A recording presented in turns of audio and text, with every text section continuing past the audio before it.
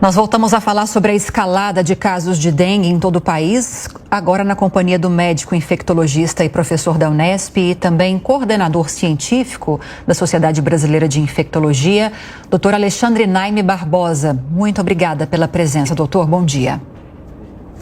Muito bom dia, Lívia. Muito bom dia, Rafael. Muito bom dia a todo mundo que está ligado na Jovem Pan News. Já ultrapassamos 700 mil casos prováveis da doença, doutor. 9 estados e o Distrito Federal em estado de emergência para tentar conter o avanço da dengue. E pergunto para o senhor, porque muitos especialistas, não sei a opinião do senhor, acreditam que a gente não está no pior momento da dengue aqui no país. Como as medidas que estão sendo implementadas, como a vacinação, embora tímida, já tendo sido iniciada, é possível evitar chegar numa situação pior ou não? Inevitavelmente vamos sofrer ainda mais com a dengue aqui no Brasil.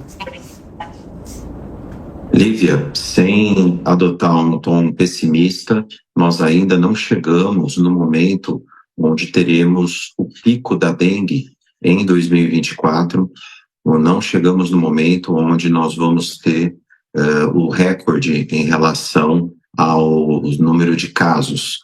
Isso acontece geralmente no Brasil entre março e abril. Se nós olharmos as curvas epidêmicas que são construídas desde a década de 80, faz mais de 40 anos que o vírus da dengue circula com intensidade no país, a gente observa que os meses de maior concentração de número de casos e, infelizmente, também de número de óbitos são justamente entre março e abril.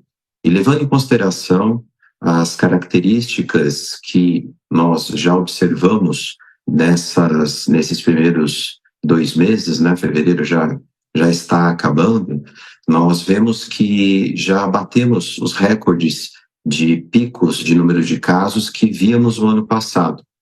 Então, infelizmente, já dá para dizer que 2024 vai ser o pior ano da dengue em toda a história do Brasil. Infelizmente, nós vamos bater o número de recorde de casos, que provavelmente vai ser algo em torno aí de 4 milhões de casos, e infelizmente também vamos bater o triste recorde de número de óbitos, que tinha sido o ano passado com 1.086 óbitos, né? Nós já temos, eu anotei aqui, 135 mortes confirmadas até agora e 481 em investigação. Isso se falando nos 2 primeiros meses.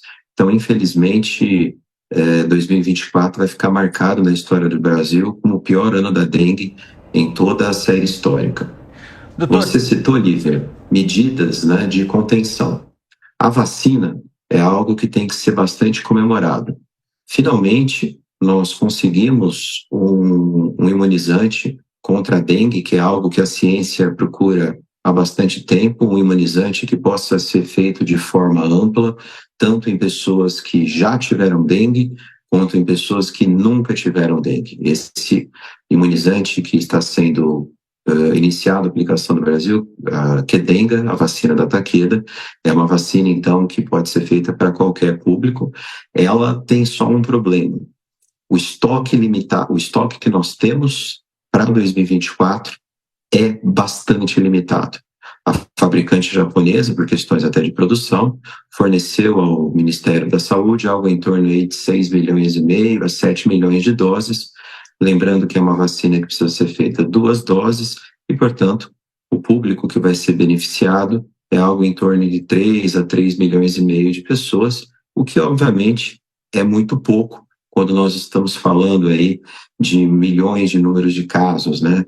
Então, ainda que nós devemos comemorar que começamos a vacinação contra a dengue no país e que lá na frente a gente vai olhar para essa época e lembrar, poxa, começamos a vacinação em 2024, em termos práticos, a vacinação vai ter pouco efeito de diminuição de número de casos, porque temos um número limitado de doses de vacina. Doutor, bom dia. Onde é que a gente vacilou nesse período aqui? Ou o que é que a gente fez de errado? O que é que a gente deixou de fazer para que a coisa saísse completamente do controle e a gente estivesse vivendo o pior momento da nossa história de contágio de dengue? Olha, Rafael, essa é uma pergunta que nós devemos refletir, né?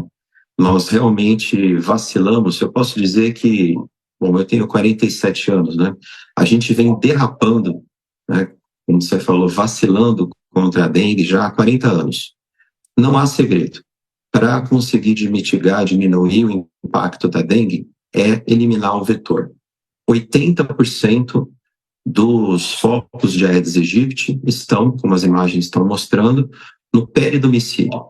Então, onde a gente vacilou é onde a gente está derrapando há 40 anos, no controle do vetor no peridomicílio, na casa dos cidadãos, no quintal dos cidadãos, no terreno próximo da casa dessas pessoas, isso como cidadãos, como brasileiros, né, que a gente tem que assumir essa responsabilidade, e também o poder público, em relação a medidas que consigam ajudar a população a eliminar esses focos do Aedes aegypti. Então, sem dúvida nenhuma, esse foi o principal erro, o principal motivo pelo qual nós estamos vivendo esse período tão crítico.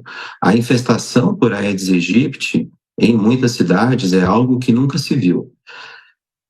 Uma parte, como eu disse, é responsabilidade dos cidadãos e também do poder público, a gente tem que assumir isso, e tem também variáveis, Rafael, que a gente não consegue controlar. Um deles, inequivocamente, é a questão climática. Sem entrar em debate sobre o responsável por aquecimento global, nós temos mudanças climáticas que fizeram, por exemplo, que as temperaturas a partir da segunda semana de novembro, agora do ano passado, já começassem a estar muito mais elevadas que a média da época, e além dessas temperaturas estarem mais elevadas, ou seja, chegou mais cedo o verão e com uma temperatura mais elevada. Então, um verão mais precoce, com temperaturas maiores e com muita chuva, que é tudo que o Aedes aegypti precisa: calor e água para se proliferar. Então, falta de ações preventivas contra o vetor, somadas a essa questão climática, levam a essa explosão no número de casos. Agora, doutor, para além dessas questões que envolvem a falta de ações preventivas, que o senhor muito bem apontou como talvez o grande motivo para a gente estar vivendo um problema desse tamanho agora em 2024, queria que a gente focasse um pouquinho nas orientações para a prevenção, para além dessas questões de não deixar acumular água parada.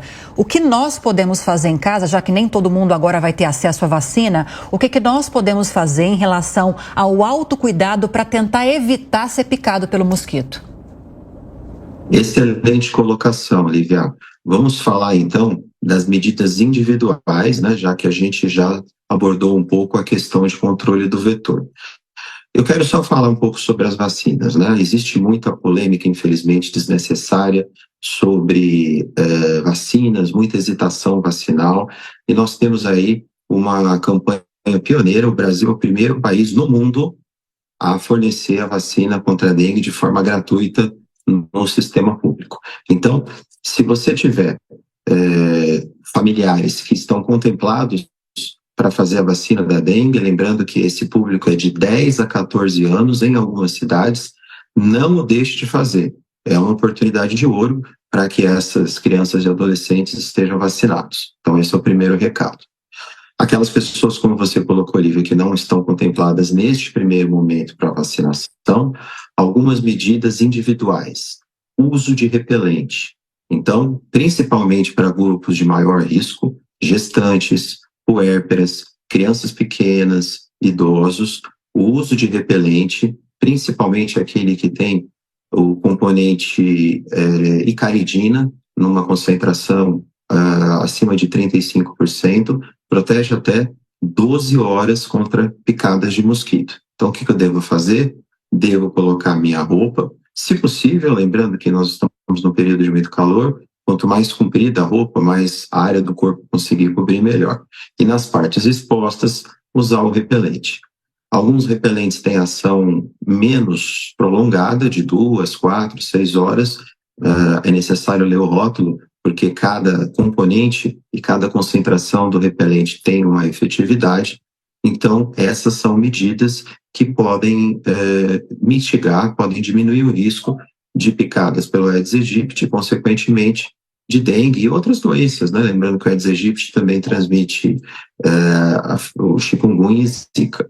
Para crianças pequenas, bebês, o que funciona bastante, né? Aquele véu que cobre o berço, então o mosquiteiro funciona bem para crianças pequenas que ficam em locais que, principalmente criança que não anda, que ainda não tem independência, ali isso fica realmente bastante eficaz. Então essas são algumas medidas que a gente pode tomar neste momento.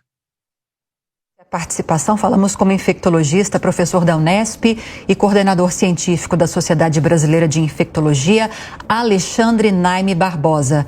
Mais uma vez, muito obrigada, doutor, e bom fim de semana. Bom dia para você, Lívia, Rafael e todo mundo que está acompanhando a Jovem Pan News.